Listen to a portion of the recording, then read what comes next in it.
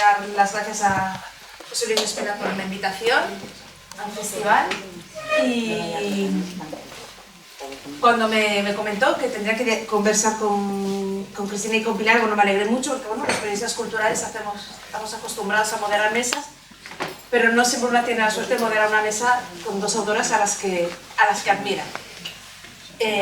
Así que para mí es un auténtico lujo poder estar con vosotras dos. Y no recuerdo ahora el título, os voy a confesar, de la charla. Sé que iban sobre casas. Sin ventanas. Casas sin ventanas. Casas sin ventanas. Bailes de sombras. Bailes de sombras, vale. Pues precisamente, pero no me iba desencaminada, porque yo quiero empezar a hablar de casas. Porque en la literatura de esas dos señoras hay muchas casas y no suelen ser acogedoras. La diferencia, digamos, y eso es algo de los demás sobre los que quiero también hablar, es que en el caso de Pilar las casas suelen estar en medio de la naturaleza, que tampoco muchas veces no suele ser muy amable, pero son casas aisladas. En cambio las casas de Cristina y las habitaciones, Habitación de Nona, uno de esos libros de relatos, o sea, las casas y las habitaciones suelen estar en espacios urbanos, que también creo que es otro tema por donde me gustaría preguntarles después. Pero yo quería empezar por aquí, ¿no? Por las casas como espacio que uno pensaría el hogar, y en cambio donde vuelven fantasmas de todo tipo, que no tienen que ser necesariamente reales, que también eso es otro de los temas, pero bueno, las casas como espacios de sombras, de fantasmas y eso, sin ventanas que dé el aire, que haga que corra el aire. Así que, Cristina. Estoy con un caramelo porque tengo una ronquera tremenda, tipo Armstrong, esta mañana. Pilar, empiezas tú. Bueno, buenos días, muchas gracias por la presentación. Y yo también estoy encantada de estar contigo hoy aquí. Y sí que es verdad que las casas para mí son muy importantes y lo han sido siempre. Para que os hagáis una idea, desde el primer relato que yo, con el que tuve un premio más o menos interesante, yo tenía 18 años, ya hablaba de un ser que se encerraba en una habitación, en una casa, y no salía en todo ese relato de ahí.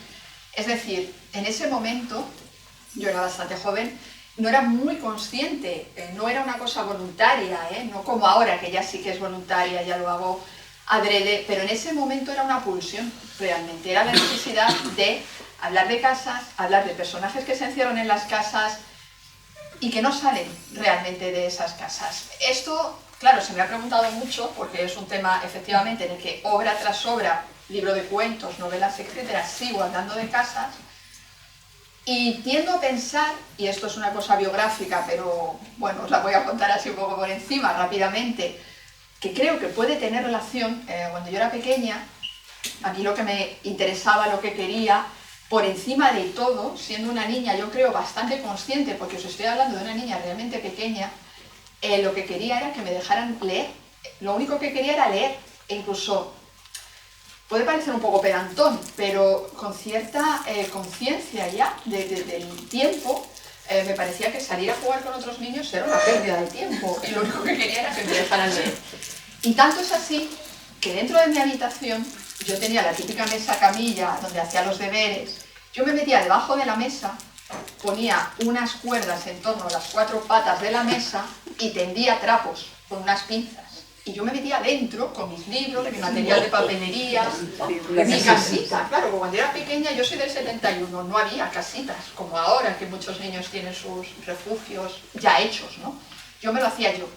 Entonces tiendo a pensar que de esa necesidad de buscar un refugio, un lugar en el que realmente me dejaran leer, porque ahora es muy fácil, pero en mi casa no había tradición literaria en absoluto, entonces yo creo que sobre todo mi padre se preguntaba de dónde ha salido esta niña, porque yo lo único que quería era leer, y ellos querían que yo me relacionara con otros niños, que me ajuntara con otras niñas. Entonces, yo creo que de ese afán de buscar un espacio propio, íntimo, donde me dejaran, he hecho que mis personajes también estén como que se creen ellos que están protegidos, como que huyen y se meten en esos espacios y piensan que ahí van a encontrar la felicidad cuando evidentemente no es tan fácil. Yo creo que de ahí me viene lo de las casas y he llegado a tal nivel con esto de las casas y elucubraciones posteriores siempre, claro, que tiendo a pensar ahora mismo que la literatura en general, la obra de un escritor, no una obra, sino la obra, digamos, un concepto así como general y abstracto, tiene la estructura de una casa. He llegado a eso. Pienso que al final los cimientos, la base, siempre es la misma, porque hay un tema, que obviamente va variando en función de los libros, las excusas narrativas, los personajes, las atmósferas incluso, pero hay un tema que nos agarra y que hace que libro tras libro volvamos a incidir en ese tema, te agarra y no te suelta. Hay una frase de la escritora Cynthia Ozick que a mí me gusta mucho. Ella dice, le preguntaron una ocasión, y ya termino, que si ella creía en la existencia de las musas. Y obviamente le preguntaban por las musas como seres etéreos, ¿no? Estas musas que nos imaginamos casi con alas, que te tocan así y hacen que todo sea fácil, y tú estás con la pluma de ave y estas cosas, ¿no? Pero ella se lo llevó a otro terreno y dijo que claro que existían las musas y que pueden ser muy fastidiosas porque te agarran y hasta que no las escuchas no te sueltan. Y a mí esto me pareció muy interesante porque yo creo que esas musas son estos temas que nos agarran, ¿no? Y en mi caso es el encierro, el miedo, la huida. Esos serían los cimientos. Y luego, como que cada libro, terminado ya, obviamente, corregido, ya hecho para el editor y los lectores, es una habitación. Cerramos la habitación con su decoración, sus mesas. Nos vamos a otra habitación. Pero todo forma parte de la misma casa, hasta ese nivel. Y Nosotros lo obsesivo, ¿eh? Sí, un poco. Bueno, ya me comí el carácter, perdón, dispense, pero es que era necesario. Bueno, sí, yo al hilo de lo que has dicho, pues las casas para mí son importantísimas, como se verán, no están tan alejadas como las tuyas, como tú, Ana, has señalado, son urbanas o de pueblo, en realidad no están en la naturaleza, pero daos cuenta de una cosa, afuera no hay nada. Es verdad. Luego contaré. Y hay una frase que de Bioy Casares que hace muchos años he hecho mía, que tiene que ver con las casas de la ficción, ¿no? Él dice que escribir, en general, es añadir una habitación a la casa de la vida. Entonces a mí me encanta, porque yo creo que tengo esta habitación con ventanas de verdad, con ventanas condenadas, con altillos, con trampillas, y con una serie de objetos que todavía no sé para qué sirven, pero están allí, ¿no? La idea de que estás habitando, estás añadiendo una pieza a la casa de la vida, me parece, bueno, lo he adoptado, como si ya me creo que lo he dicho yo esto, pero bueno, lo de esa Viriga lo dijo primero Bioy Casares, hay que citarlo. En cuanto a lo de, bueno, en mis espacios cerrados, casi todos mis cuentos, o muchos de ellos, y alguna novela, suceden en espacios cerrados. No tan angustiosos como los de Pilar Adón, porque Pilar Adón sí que se diría que no hay ventanas, hay naturaleza, hay mucha naturaleza. En los míos no, los míos creo que no hay nada, o sea, está todo centrado o muy poca cosa. El mar aparece de vez en cuando, quizás porque yo nací en áreas de mar, como su nombre indica, esta población al lado del mar y justo enfrente del mar. El mar está presente. Hablo de las casetas listadas del verano en algún cuento, pero hay poco exterior, o de la playa, hay poco exterior. Y ahora, hace poco, porque las cosas aparecen con el tiempo, ¿no? Por ejemplo, cuando te preguntan influencias o tal, muchas veces no sabes qué contestar. O ¿de dónde viene este cuento? ¿O dónde viene esta novela? Y no lo sabes. Hasta que al cabo de un tiempo, ¡clac!, se te encienden las luces. Luego, si hay tiempo, contaré un cuento que escribí desde el remordimiento. Sí, pero ahora no, porque estamos hablando de las casas. De la señora, mi preferido, de la señora. Delicado aquí. Es que además generalmente parten de una cosa real, de un encuentro que tuve en la calle con una ancianita encantadora, ¿El de hablar con viejas? Sí. Sí. Wow. No, pues bueno, lo que quería decir es esto de que la casa aislada, es verdad. Ayer creo que fue con Ana, digo, ¿de qué vamos a hablar? Y me dice, bueno, pues entre otras cosas, de las casas y tal, y me hizo esta distinción, que las casas de Pilar Adón siempre están lejísimos, luego no te puedes ir de ahí, hay mucha vegetación, y en las mías, estas son urbanas en principio, o en un pueblo, es igual, pero no están en la naturaleza generalmente. Y entonces yo me doy cuenta, fíjate, ayer me dio esto, digo, claro, es que me he dado cuenta, bueno, perdón que ahora me estoy haciendo un lío, volví hace unos años, 2 años o así, me pidieron para el Instituto Cervantes, no sé si sabéis que el Instituto Cervantes, con sede en Madrid, antiguamente era un banco, no sé qué banco era, con lo cual en el sótano tienen esas cosas tan impresionantes de las cajas de seguridad, donde la gente dejaba, porque ahora es el Cervantes. Y tuvieron la idea, que yo encuentro bonita, de convertirlo en cajas de literatura, me parece que se llama. Cajas de escritores. Sí. Y entonces, pues ahí tienes tu número, yo tengo una llave, que es un poco rara aquella llave, parece como de, no sé, como una tumba o algo así, pero bueno. Entonces pones ahí lo que quieras, ¿no? Y entonces, fíjate, yo puse una cosa muy sencilla, que era un dibujo de mi casa. Esta casa ya no me pertenece, ¿no? Ya no tengo acceso, bueno, nunca me perteneció porque era pequeña, pero es la casa donde yo he pasado mi infancia y mi adolescencia, que son unas etapas importantísimas de mi vida. Y este dibujo lo había conservado, no sé por qué, en una libreta. Un día que estaba especialmente cabreada, cabreo adolescente, ves a saber por qué, la adolescencia es una etapa muy rara, en que de repente quieres morir y unas tonterías tremendas, pero que no son tonterías desde el momento en que las sufres, ¿no? Bueno, estaba yo muy cabreada con todo el mundo, con la familia, y dibujé la casa. No es que sea una dibujante excelente, me salió estupenda. Entonces ya conservé. Al lado había un poema en el que, pues, con perdón, me cagaban todo Dios. Pero este no lo he recuperado. Y entonces con el tiempo, con pues, esos papeles que se copian en una ventana, porque claro, como no soy ni arquitecto y tal, no tengo las mesas adecuadas, en una ventana la pasé sin el poema y me gustó mucho, la tengo en mi casa de ahora, la tengo puesta. Y cuando me pidieron en el Cervantes que dejara un legado, bueno, ¿a quién le interesará este legado? A mis lectores, a nadie más, porque entenderán muchas cosas. Pero como yo respeto mucho a mis lectores, pues yo presenté el dibujo este de mi casa y un texto a máquina. Es decir, que un texto en el que, bueno, recordaban los tiempos. Tú has dicho que tú naciste en el 71, pues yo que nací en el 45, imagínate, y no había ni nada, pero lo que sí había eran restricciones eléctricas, sobre todo en los pueblos, que a los padres les sacaban de quicio, claro, cada día restricción, y a algunos niños nos encantaban, porque las casas se convertían en otras. Y desde pequeña, por ejemplo, las sombras para mí fueron importantísimas, porque claro, estoy hablando de quinqués, de candelabros, no habían sucedáneos de luz como pueden haber ahora. Y entonces las sombras eran, por ejemplo, en el colegio, restricciones, no se podía hacer nada. Entonces las monjas, con un quinqué terrorífico, contaban cosas, historias bíblicas, pero sus reflejos, porque llevaban una corneta, eran como de aguiluchos en la pared, daba mucho miedo. Y luego en la casa yo me di cuenta que, por ejemplo, objetos aparentemente inofensivos, la sombra era terrorífica. Por ejemplo, las patas de una bañera, esas garras de león, se convertía aquello en una amenaza. En cambio, otras cosas eran con unos claroscuros que daban ganas de meterse por ahí.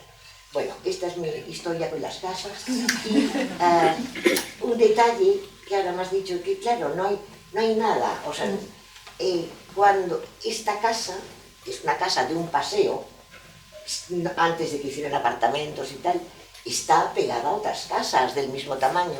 Pues no, yo la dibujé exenta, como una torre exenta. Quizás por esto, como en una alfombra mágica, me la llevé conmigo. Y quizás por eso es que no hay nada alrededor. El mundo de la casa era muy intenso y bueno, lo sigo. Y es más, una vez que quise huir de espacios cerrados, me fui a una isla en el año de gracia, bueno, que me encontré que yo había huido de espacios cerrados, y bueno, ahí hay unas ovejas carnívoras, pero todavía no lo saben. Me encontré que queriendo huir de espacios cerrados, me había encerrado en un espacio más cerrado todavía, porque además hay unas vallas y tal. Bueno, pues eso, la casa es muy importante y tus casas son impresionantes, porque tú llegas a tu casa y dices, caray, a las casas estas que están siempre una abadía o casas habitadas por señoras generalmente que tienen unos ritos extraños y que la que llega quiere irse, pero no puede ir. Pero es que al lector nos pasa lo mismo, pero dice, ¡ay, qué angustia! Pero no te puedes ir. Ya. Yo he pensado en Lúnula y Violeta. Sí. Quizá Este es mío, Lúnula. Sí, suyo. Ahí sí que es más... ahí sí. ¿Verdad? Es verdad que luego aparece el carnicero y tal, pero... Bueno, aparece el coche del carnicero. Claro. Sí. Está más aislado y hay más naturaleza. De hecho, yo creo que... Hay otra también, la de... Ahora me doy cuenta que hay mucha naturaleza.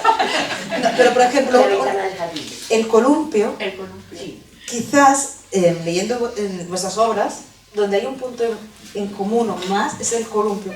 Por una cuestión, hay un viaje, porque otro de los temas, porque aquí no vamos a tener tiempo de hablar de todos los temas, recurrente es que en todo hay viajes, aunque sean viajes urbanos o viajes al pasado, pero el viaje está también muy presente en muchas de tus novelas, en muchos de tus relatos, y el viaje, casi todas tus novelas empiezan con hay un viaje y sobre todo hay una mujer que huye o intenta huir. Y en el columpio... No sabe muy bien. No sabe, sí. Y ahí en el columpio pasa lo mismo, además es interesante, en De Bestias y Aves, la protagonista deja el móvil, desenchufa el móvil porque quiere huir. Y en el columpio no había móviles. O sea, tenemos al mismo personajes que viajan sin móvil. Una acaba en una casa aislada de todo, con mujeres que hacen unos ritos raros. Y la otra acaba en una casa de unos tíos que no hacen ritos, pero también son muy raros.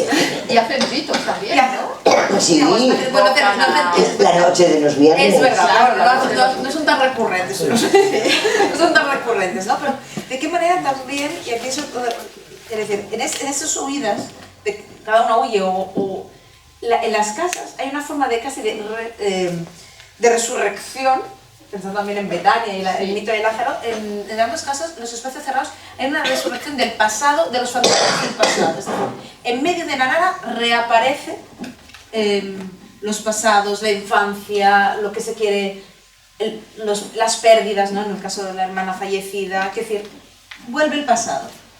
Las sombras. Las sombras, exacto. Por ahí.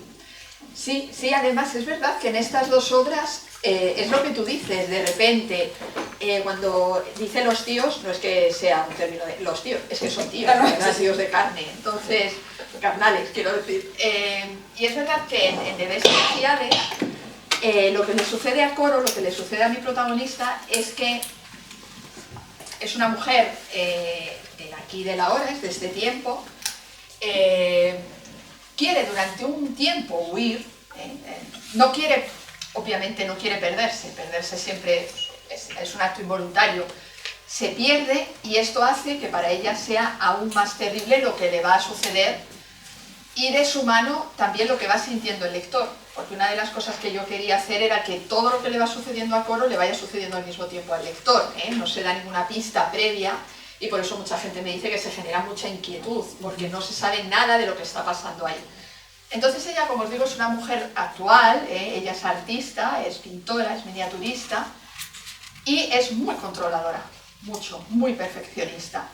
Y claro, en un momento en que se deja el móvil tontamente, porque se cree que solamente va a conducir un rato y no quiere llevar el aparato este esclavizante que llevamos todo el tiempo encima, se queda sin gasolina y se pierde, no estoy desvelando nada, solo esto sucede al principio, ella que es tan controladora se siente fatal, porque se da cuenta de que es falible y de que le pueden suceder cosas que ella no controla.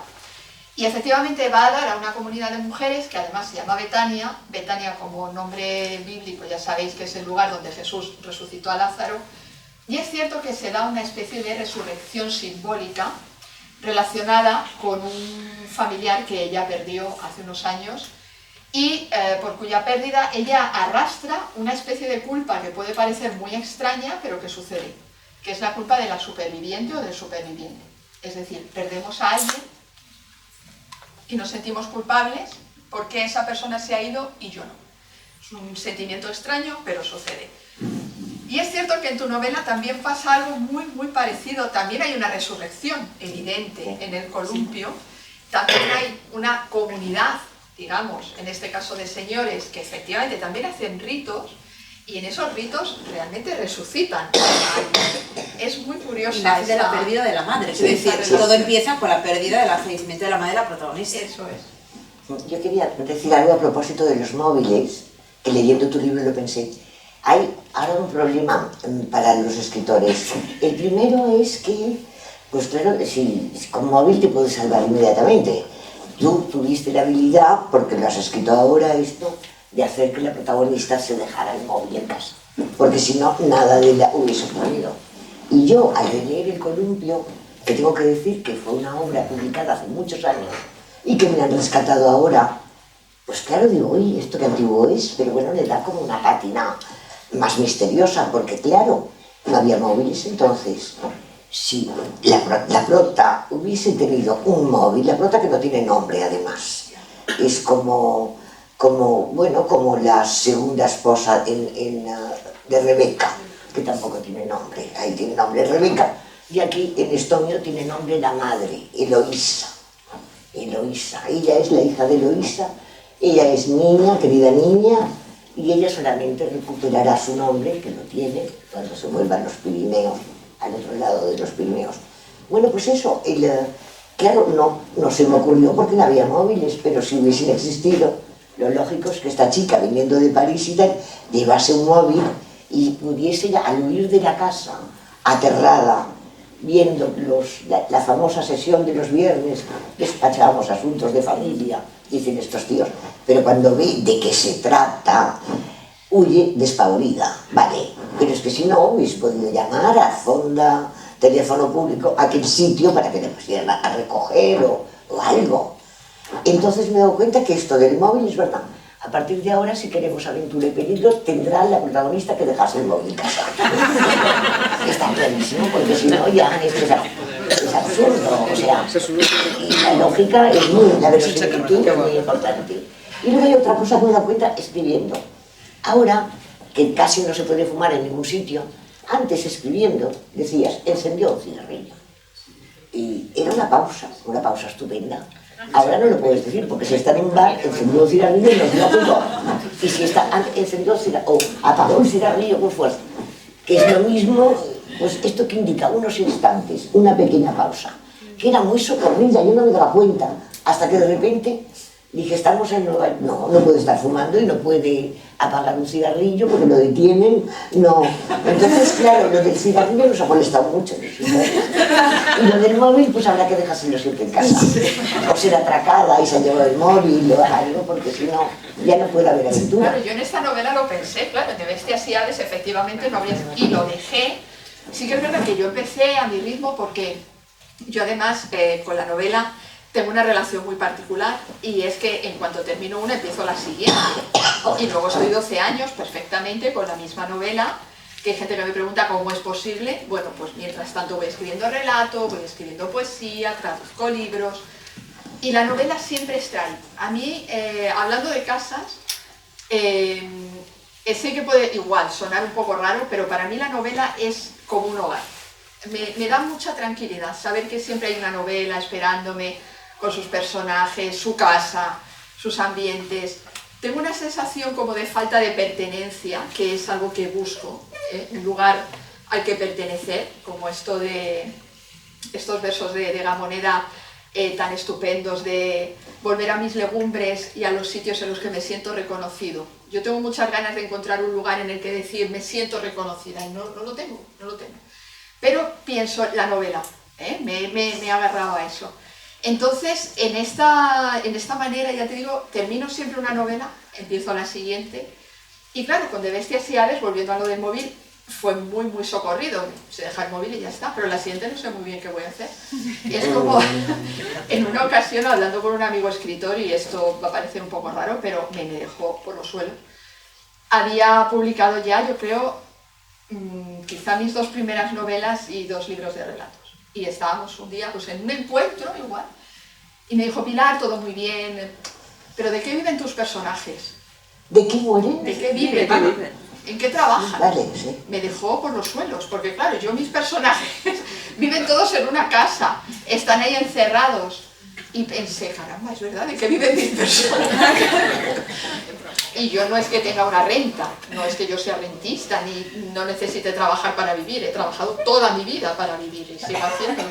Pero de repente fue algo que no me planteé y desde entonces ya sí, claro, tengo que estar pensando en de qué viven los personajes. Pero como están todos encerrados, ¿qué hacen ahí? A propósito de personajes,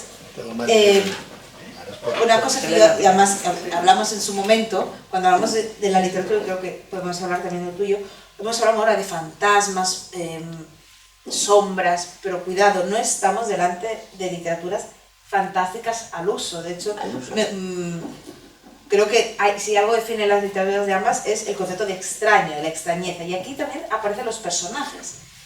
Todos los personajes, y veremos esa señora anciana de la cual nos hablarás, pero también los personajes que habitan tus casas son extraños.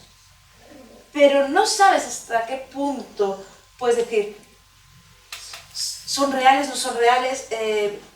¿Son personajes fantásticos? No, son solo seres extraños o que son narrados, o que aquel que las ve, o aquella persona que se encuentra con ellos, los ve extraños, ¿no? Y también ahí que me gustaría preguntaros sobre esto, ¿no? De los personajes, las casas. No son extraños de por sí, o son extraños en cuanto son percibidos como extraños. Claro, para mí no son extraños. Acuérdate, perdona, que nos han incluido a las dos en una antología hace un año o dos que se llama Ellas las extrañas. Pero me da cosa eso pensar, Cristina, si ellas las extrañas son los personajes o somos nosotros. Ya no he tenido dudas. Somos nosotras. Y claro, yo no me veo extraña. Y tampoco, no me conozco muchísimo, pero yo tampoco me veo extraña, tío. Pero se llama así, Ellas las extrañas. Y somos como 7 mujeres extrañas. Sí. Perdona, sin un paréntesis. No. Claro, para mí mis personajes no son extraños. Igual que tampoco era extraño no pensar en eso de qué viven, en qué trabajan y estas cosas, ¿no? Entonces, claro, a mí lo que me interesa realmente es plantear una situación en la que sí que pero roza. Tampoco me meto ahí a fondo, y eso sí que lo hago de una manera muy consciente. No roza, o sea, no me meto en lo siniestro, no me interesa tampoco entrar en el terror. Por ejemplo, yo he comentado alguna vez que para mí el relato este de Cristina, del que vamos a hablar con viejas, para mí es un relato de terror. Pero yo estoy casi segura, ahora nos lo contará ella, que no era su vocación escribir un relato de terror. No sé qué nos va a contar. O sea, es como que de repente, desde el momento en que de una manera entiendo que sí voluntaria, plantamos dentro de lo absolutamente cotidiano, o por lo menos lo que para mí es lo cotidiano, desde el momento que os digo que desde bien chiquitilla me metía debajo de la mesa y lo único que quería hacer era leer, escribir, etc. Lo que para mí es lo cotidiano dentro de lo habitual, levantarse por la mañana, preparar el desayuno, más o menos mis mujeres siempre están trabajando en faenas del campo, porque viven en la naturaleza y ahí tienen que hacer cosas, plantan, pues eso, siembran, recogen, pues siempre hay alguna cabra, alguna oveja, hay muchos animales, muchos árboles, hay frutales, hay que saber cuándo se recoge, cuándo se siembra, cuándo se poda, todo esto, ¿no? Entonces, dentro de esa, digamos, situación cotidiana, lo habitual, entra el elemento de lo extraño. Eso muchas veces se relaciona con lo fantástico, se relaciona con el terror, con la inquietud, y a mí me encanta que me inquieten como lectora. A mí no me gusta que me lo den todo ya masticado, me gusta que me dejen participar y me gusta que me zarandeen. Y pues, entonces yo creo que como consecuencia lógica intento hacer lo mismo con los lectores, ¿no?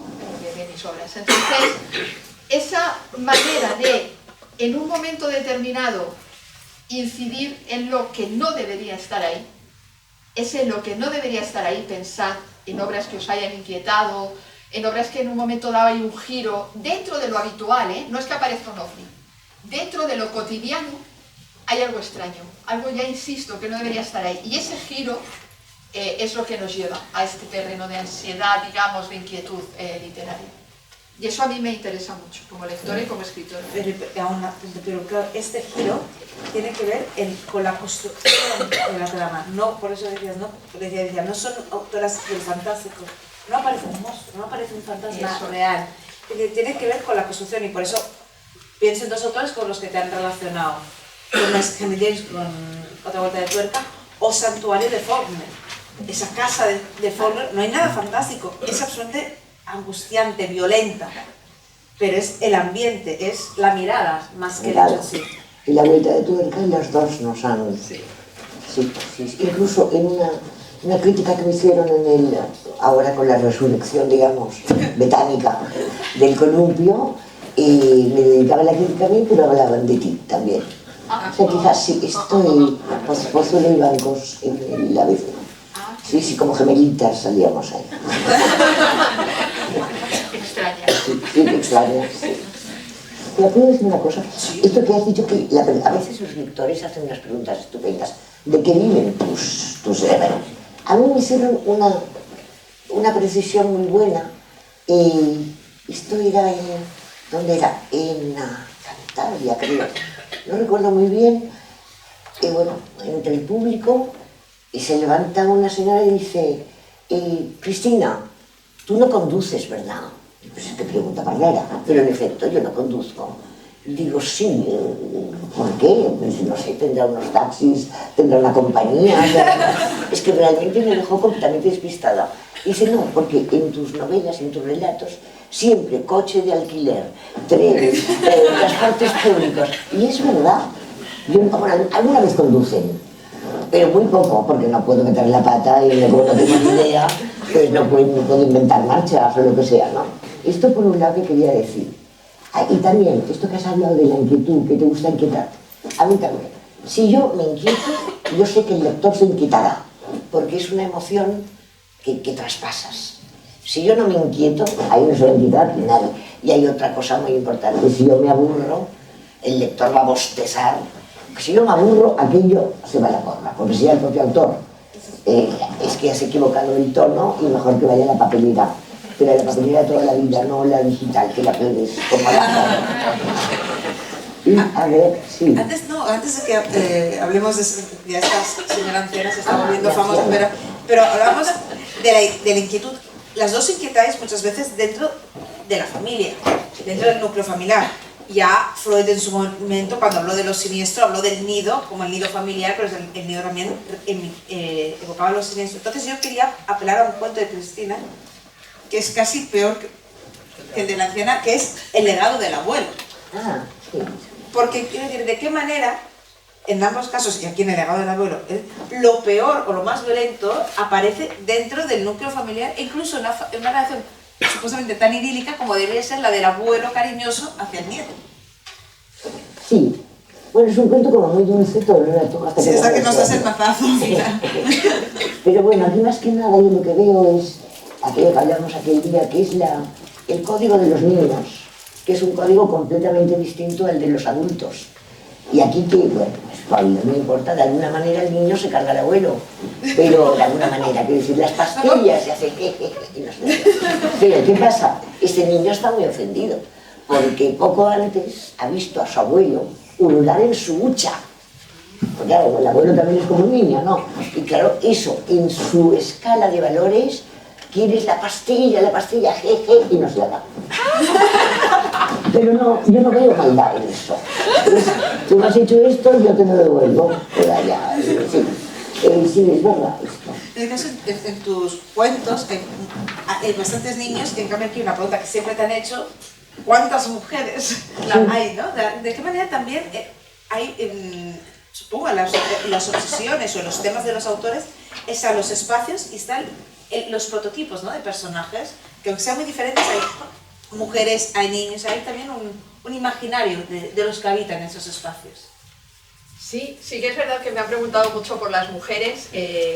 Esto es muy curioso porque ahora, ya os lo he venido diciendo así un poco como de pasada en las veces que he hablado, pero es verdad que ahora, o ya desde hace un tiempo, digamos que soy consciente de lo que hago y lo hago de manera voluntaria, pero durante un tiempo, digamos que yo obedecía, como lo que hablábamos de las musas de Ozi, ¿no? Yo obedecía. Y recuerdo que cuando publiqué un libro de relatos que se titulaba Viajes Inocentes en Páginas de Espuma, estábamos con la promoción, Y cuando una está de promoción, intenta ser brillante en las respuestas, intenta como que ya sabértelas. Al principio como que no te las sabes mucho, luego ya sabes que prácticamente siempre te preguntan lo mismo y ya es más fácil parecer brillante, digo parecer, y resulta que, bueno, estaba hablando con una periodista y la periodista me preguntó que por qué todos los personajes de todos mis cuentos eran mujeres. Y no fui nada brillante porque yo misma no me había dado cuenta. Entonces fui lo antibrillante y dije, pues no lo sé, porque en ese momento realmente no me dio tiempo a reaccionar y decir, caramba, pues no lo sé, me pareció lo más natural del mundo. Y sí que es verdad que creo que si yo hubiera sido un hombre y todos los personajes hubieran sido hombres, no me lo habría preguntado jamás. Ahora las cosas han cambiado un poco, creo, pero en aquella época, hace ya unos años, la verdad es que me dejó sorprendida la pregunta y luego ya fui elaborando una respuesta, que os voy a contar ahora, pero os aseguro que es una respuesta elaborada, porque lo mismo si nos vemos aquí dentro de 2 años, si nos vuelven a invitar a este sitio maravilloso, lo mismo tengo otra. Pero ahora mismo os lo cuento muy rápido, porque sí que es verdad que hay una pauta también en los cuentos, no solo en las novelas. Mujeres que llegan a una comunidad de mujeres o comunidades pobladas siempre por mujeres, y hay un elemento disruptivo hacia, digamos, poco antes de que termine la obra, en la que aparece un hombre. Y el hombre viene y de repente, sin ningún tipo de crítica, que esto también me ha llovido algún comentario raro en redes, de repente llega un hombre y llega el desenlace de la obra. Y claro, ya os digo, la respuesta elaborada es, cuando yo era pequeña, bueno, yo nací en el 71, ya os digo, mis padres a finales de los 60, en 68, fueron parte de esta generación de personas que dejaron los pueblos y se fueron a las ciudades. En el caso de mis padres, venían de un pueblo de Toledo, cogieron la Nacional 5 y se fueron a Madrid, no al centro, evidentemente, imposible vivir en el centro de Madrid, se quedaron en el extrarradio, en la zona sur de Madrid. Entonces les venía muy bien porque cogían la Nacional 5 y todos los fines de semana, navidades, puentes, semanas, nos íbamos al pueblo. Por eso os digo un poco esta sensación de desarraigo, de no saber, porque de Madrid no me siento, no me puedo sentir de esta ciudad dormitorio, es muy difícil para mí. Ahora quizás sea más fácil, porque la ciudad ha crecido mucho, pero cuando yo era pequeña era muy difícil sentirse de ahí. Y tampoco me siento del pueblo, porque cuando yo voy al pueblo soy la de Madrid, cuando vivo en Madrid me siento del pueblo. Es una cosa rara. Entonces en este pueblo, cuando yo era muy pequeña, íbamos allí, nos juntábamos las mujeres, mi abuela, mi madre, mis tías, mi mejor amiga, yo siempre he sido mi mejor amiga, pues en lo típico, ¿no? Frente a la lumbre en invierno, en el patio en verano, comiendo pipas, y ahí se contaba de todo. Era una especie de filandón, pero sin afán literario realmente. Se contaba pues cosas que habían pasado hacía años o cosas que habían pasado ese mismo día, todo tipo de anécdotas, ahí se decía todo tipo de palabras, y las niñas de verdad que no nos frustrábamos ni nos sentíamos, no íbamos a terminar fatal. Yo no tengo hijos, pero tengo una sobrina y caramba, a veces digo alguna palabra rara delante de la sobrina y cuidado, que la niña parece que se, no sé, como que va a crecer frustradísima o que le va a pasar algo, no sé. El caso es que se contaba de todo y yo asistía a aquello embelesada. A mí siempre me ha gustado mucho que me cuenten historias y era como algo mágico escucharlas día tras día, muchas veces las mismas historias, pero cambiaban el final, les daba lo mismo y se reían muchísimo. No era una cosa angelical, porque también había mucha puñaladita, incluso entre ellas. Y todo esto duraba hasta que venían los hombres. Y los hombres venían, no era malo, ahí venía mi padre, esta novela está dedicada a mi padre, venían mis tíos, pero venían los hombres y había que cenar o había que irse a dormir, y el círculo se rompía. Entonces yo creo que de ahí me viene... De todas maneras, tus mujeres, y así enlazo ya y dejo ese relato de las dos mujeres, sí, no son angelicales, ¿no? Y de hecho yo, antes de venir aquí, preparando un poco la charla, leyéndote, no sé si alguien te lo ha dicho, pero yo pensaba mucho en el cuento de la criada de Atwood. Siendo dos propuestas distintas, pero pensaba mucho en ese también grupo de mujeres, porque es verdad que hay los hombres, pero no se entiende el terror que se vive sin el resto de las mujeres. Y yo creo que pasa mucho eso en tus novelas, por eso pensaba mucho en Atwood, pero pasa también mucho en este cuento que os vas a contar, porque es el origen. el origen. Bueno, pero quiero decir, la idea de dos mujeres, que decir, no son mujeres angelicales, son mujeres que también ejercen violencia, ejercen sombras, pueden ser perversas. Sí. Y hay mujeres perversas en tus relatos. Muchas. Por eso. En cuanto a la sorpresa, lo que has dicho, que decías que ¿por qué hay muchas mujeres que te preguntaban, ¿no? Y a un hombre nunca le preguntarían por qué hay muchos hombres. Pues a mí, en mi primer libro, mi hermana Elba, se llama, había 4 relatos. 2 estaban narrados, uno por una niña, o recordando cuando era niña, otro, 2, ¿no? Pero 2 eran narradoras femeninas y 2 masculinos. Esto, porque todo el mundo dijo que tuvimos que volver al principio. Oye, qué fatiga, el cuento tampoco es tan largo, ¿no? Pero bueno, no se daban cuenta que el narrador hablaba, me sentía cansado, mano, me estaba igual, y seguían. Digo, pero tan raro es que de repente una escritora le dé por tomar la voz de un hombre, y además eran hombres también malvados, un poco, que es más divertido, si la maldad... Divierte. Sí. Esto en cuanto a esto. A lo de las viejas, lo de las viejas, la vieja en concreto, venía para contestar esta pregunta de dónde nacen sus historias, de dónde sus influencias. Pues la influencia a veces es algo que te acaba de pasar hace un momento y que solo después, porque como he dicho antes, este relato, que bueno, consideran terrorífico, el final es terrorífico. Este relato, sí, para mí, sí me gustó muchísimo, nace del remordimiento. Es decir, yo un día celebré Barcelona, que es donde vivo en Balmes, cerca de París. En la calle París había una zapatería que ya no está, estaba yo mirando los zapatos. Y entonces oí una voz. Esto hace pocos años, niña, claro que sí que no era yo, pero sí que era yo. Y me giro y veo a una ancianita, monísima, vestida con un traje floreado, con una sonrisa kilométrica, que dice, ay niña, perdona, ¿me podrías ayudar a cruzar la calle? Dice, es que no me acuerdo qué tenía, no distingo bien los semáforos, están rojos, verdes. Yo dije en verde y la acompañé. Bueno, muy bien. Y entonces llegamos a un portal en el otro lado de la calle París y la señora simpaticísima me llama tal y dice, oye, ¿te apetece tomar unas galletitas o un cortado? Y si yo vivo en el quinto o no sé qué. Y yo en aquel momento pensé, pobre señora, que sola está para llamar a una desconocida, invitar a una desconocida, que podría ser una ladrona, podría ser una asesina en serie. Claro, ella no lo sabía. Y la verdad no me apetecía, tampoco estoy para irme a todas las casas que me digan que es posible, no, que tengo que hacer otras cosas en la vida. Y dije, ay no, lo siento mucho, mire el blog, digo, es que he quedado y tal. Y ella dice, bueno, pues otro día será. Vale. Entonces yo me fui a mi casa, que está muy cerca, con una sensación de que yo era malísima, de que pobre señora, no hubiese hecho tan feliz.